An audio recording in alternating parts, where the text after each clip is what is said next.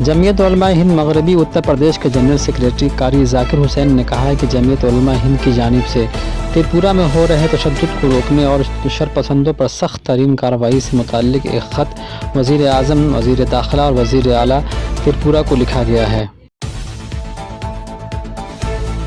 شیخ الجامعہ کی صدارت میں آج جامعہ کیمپس میں 101ویں یوم ستائش کی تقریب منعقد کی گئی، جس میں NCC کیڈٹ کے ذریعے انہیں گارڈ آف آنر پیش کیا گیا۔ اس کے ساتھ ہی طلبہ کی جانب سے متعدد پرفارمنس بھی پیش کی گئی۔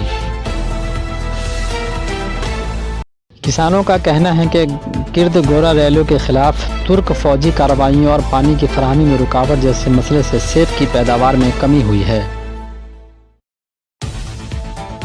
پونیت راج کمار کی موت سے جنوبی فلم انڈسٹری کو گہرا جھٹکا لگا ہے۔ اداکار کو حال میں ہی اپنے بھائی کی ایک نئی فلم بجرنگی 2 کی تشہیر کرتے ہوئے دیکھا گیا تھا اور انہوں نے فلم کی کامیابی کے لیے ٹویٹ بھی کیا تھا۔ کانگریس کے سینئر رہنما و MLC نصیر احمد کا کہنا ہے کہ کانگریس ہی واحد سیاسی طاقت ہے جو فرقہ پرست طاقتوں کو شکست دے سکتی ہے، جبکہ JDS کا دعویٰ ہے کہ کانگریس ملک بھر میں ناکام ہو چکی ہے۔ اس سلسلے میں ویلفیئر پارٹی کا کہنا ہے کہ نام نہاد سیکولر پارٹیاں اقلیتی قیادت کو فروغ دینے میں ایماندار نہیں رہی، لہٰذا عوام مضبوط اقلیتی قیادت کو منتخب کریں۔